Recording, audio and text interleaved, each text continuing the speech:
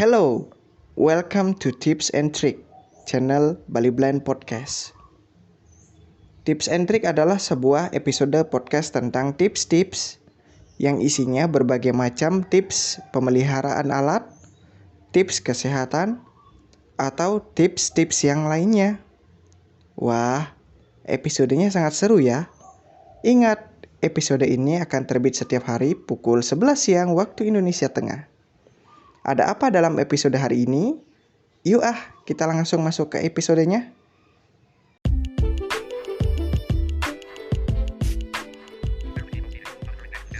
Ya, selamat pagi rekan-rekan Bali Blind Podcast listeners dimanapun berada.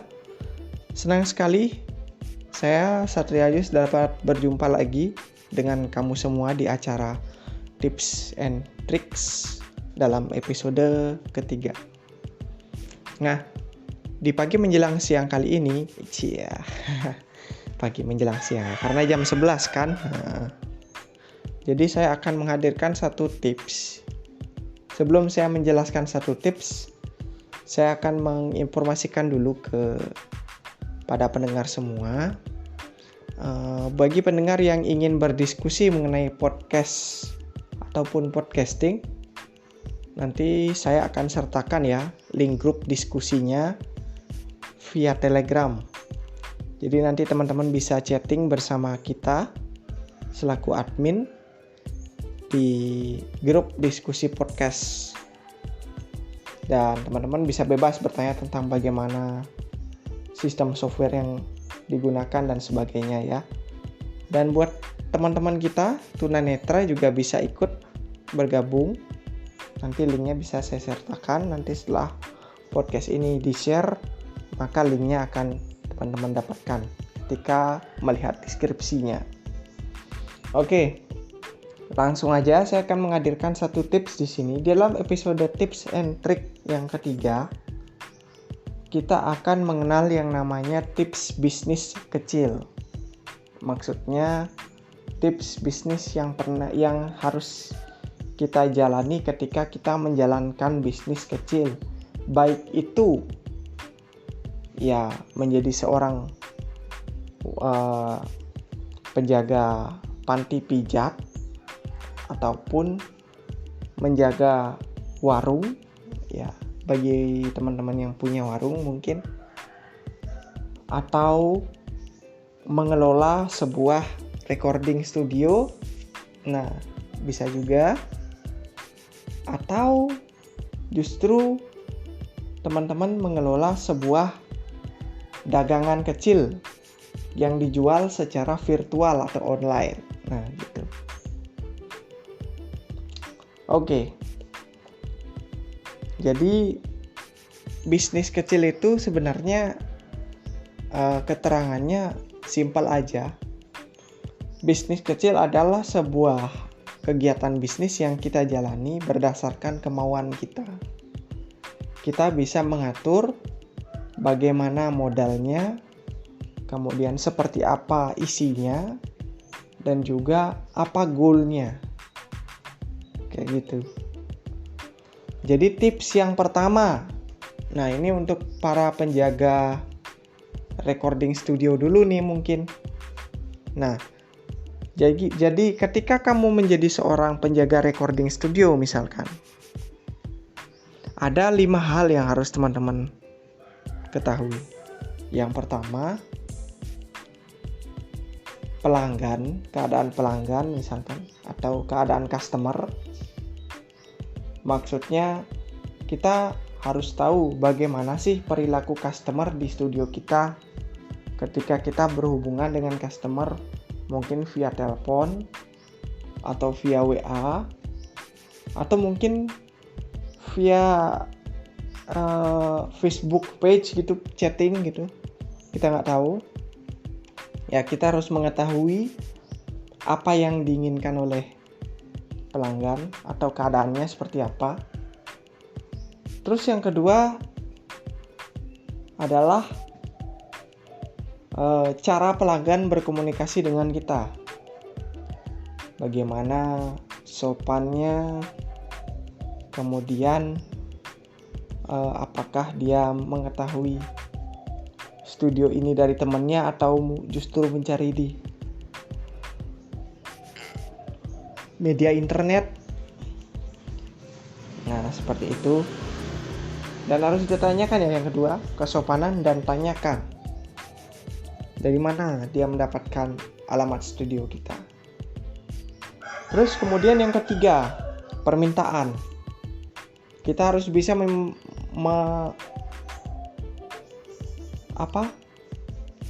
meng-ACC permintaan yang diminta oleh pelanggan. Misalkan saya selaku pengelola studio mempunyai satu pelanggan yang menginginkan karyanya, musiknya seperti ini. Nah, kita harus bisa memperlakukan itu agar nantinya pelanggan tidak kecewa dengan kita.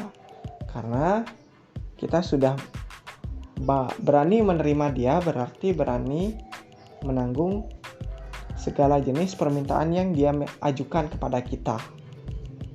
Nah, sudah jelaskan. Yang pertama tadi adalah keadaan pelanggan. Terus kemudian yang kedua adalah kesopanan dan juga dari mana pelanggan itu mendapatkan alamat kita. Kita harus tahu. Jadi mencari tahu alamat. Maksudnya mencari tahu di mana dia mendapatkan alamat kita. Kemudian yang ketiga tadi itu adalah request. Setelah request itu berhasil, maka pelanggan akan senang kan, dan dia akan datang untuk rekaman karena musiknya sudah kita bereskan dan sesuai dengan apa yang dia minta. Kemudian yang keempat adalah attitude ketika recording dengan pelanggan. Ya, ini sudah pasti. Kita harus sopan menyapa pelanggan, kemudian memperlakukan pelanggan agar nyaman di dalam studio. Ketika pelanggan melakukan recording, jangan sampai ada keributan gitu.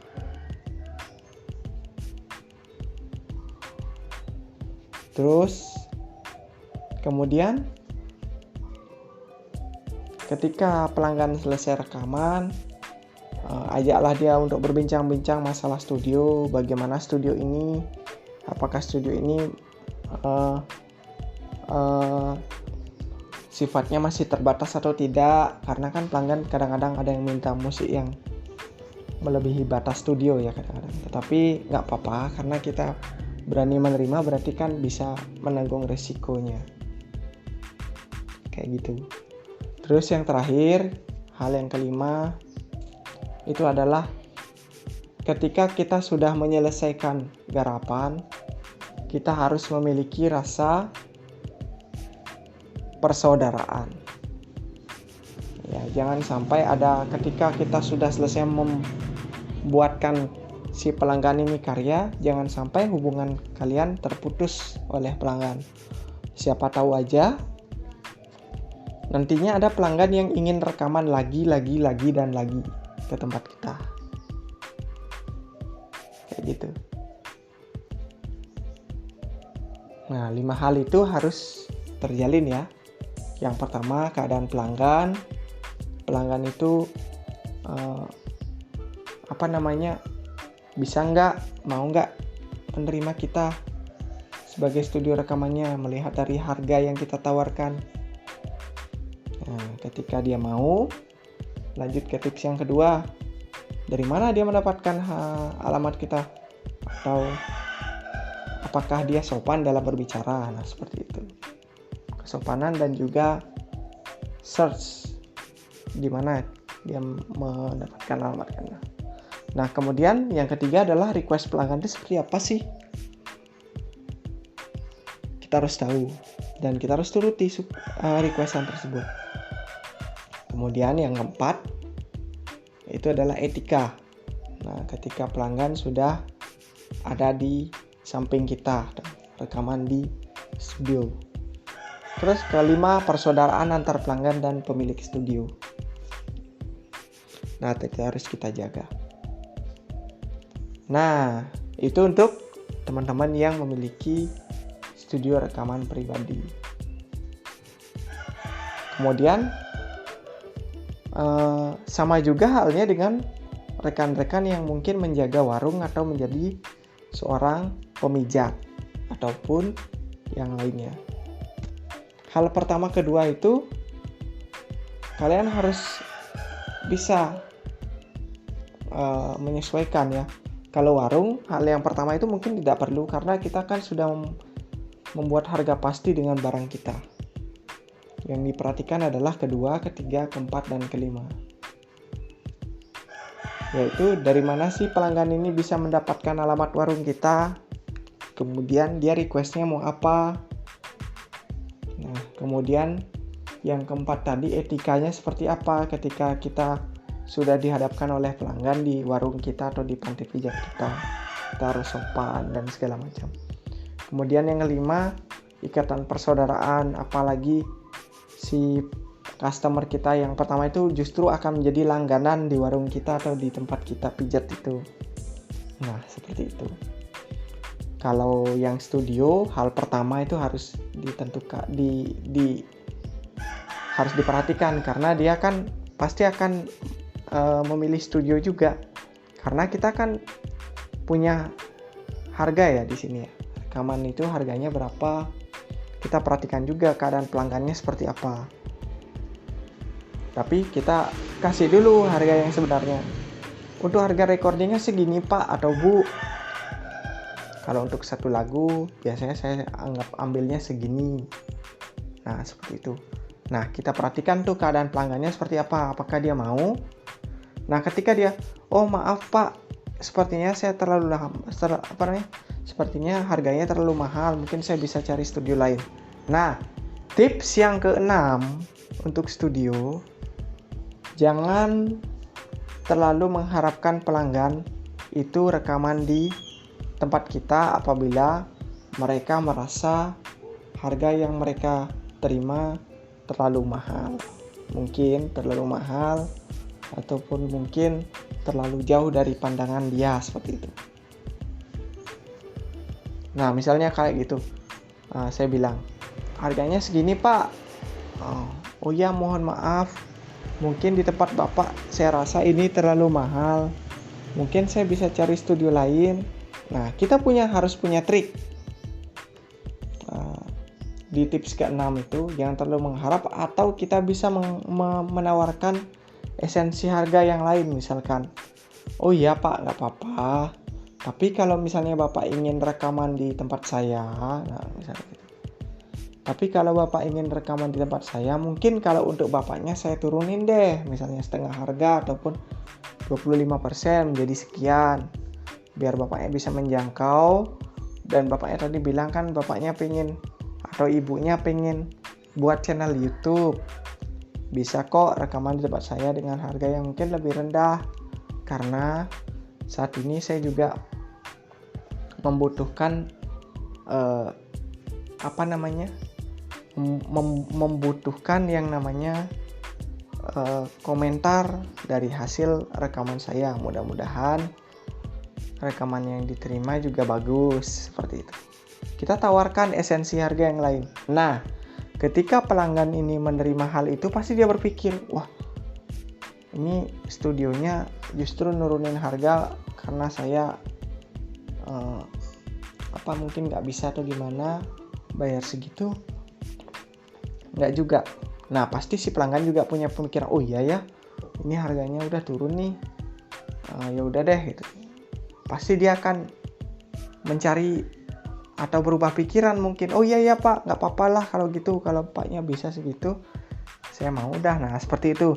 Nah ketika dia sudah bilang seperti itu, kita harus terapkan tips yang kedua, ketiga, keempat, dan kelima. Nah ini salah satu tip bonus untuk rekan-rekan studio. Tawarkan esensi harga yang lain, atau jangan terlalu mengharapkan pelanggan yang ingin rekaman. Maksudnya jangan terlalu mengharapkan ketika pelanggan mengatakan bahwa harga studio kita mungkin saja lebih mahal. Artinya ketika kita mendapatkan, oh maaf Pak, mungkin di tempat Bapak saya rasa harganya terlalu mahal. saya bisa cari studio lain. Nah, mungkin teman-teman bisa tawarkan esensi harga yang lain agar pelanggan menjadi lebih tertarik untuk rekaman di kita gitu. Serta dia bilang aja langsung, studio ini udah banyak kok Pak yang rekaman bla bla bla bla. Pokoknya ceritakan hal yang menarik di studio kita untuk menarik pelanggan kita, seperti itu. Jangan terlalu mengharapkan kedatangan pelanggan, namun kita harus bisa memberikan pilihan di dalam studio itu. Nah, seperti itu di tips yang ke-6. Apakah tips yang ke-6 ini berlaku di warung dan juga tempat pijat? Berlaku juga, tetapi kadang-kadang, tidak terlalu sering. Sama juga dengan di studio. Ini berlaku, tetapi kadang-kadang tidak terlalu sering. Karena kita tidak mau rugi kan. Jadi, jangan terlalu sering memberlakukan tips yang ke-6 ini. Ini adalah tips untuk ketika pelanggan mungkin merasa, wah studio ini kok mahal ya, atau saya pengen rekaman tapi kok saya belum bisa yang menjangkau dana seperti ini karena saya rasa dana yang segini saya belum punya gitu misalnya. Nah, studio harus bisa memberikan esensi atau pilihan yang lain. Nah, kayak gitu. Ya, itu adalah tips hari ini. 5 tips utama dalam mengelola bisnis kecil dan juga 1 tips bonus untuk mengembangkan bisnis kita agar lebih dikenal lagi oleh masyarakat luas.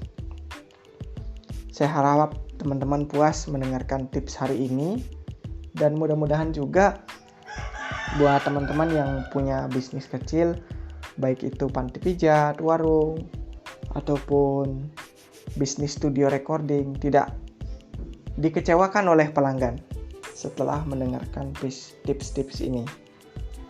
Tips ini terjadi karena di dalam bisnis pasti pernah punya pengalaman. Nah, seperti itu. Oke teman-teman, terima kasih telah mengikuti episode tips and trick hari ini.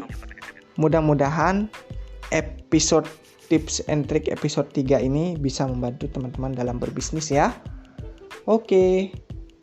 Tanpa berpanjang kata lagi, saya Satria Jus dari channel Bali Blind Podcast undur diri dari ruang dengar Anda. Sampai jumpa di dalam podcast tips and trick besok. Dan jangan lupa, setiap hari Senin dan Jumat akan ada podcast Jumat Tekno dan juga Minggu Ceria yang akan membahas hal-hal menarik. Selain juga tips and trick yang akan saya edarkan setiap harinya. Ingat, Jumat Tekno dan juga Minggu Ceria akan jatuh di jam 3 sore setiap hari Senin dan juga Jumat. Dan tips and tricks akan jatuh di setiap hari pukul 11 waktu Indonesia Tengah atau di pukul 10 waktu Indonesia Barat. Langsung saja di kawasan Denpasar, Bali. Saya Satria Jus, undur diri dari ruang dengar Anda. Selamat hari ini.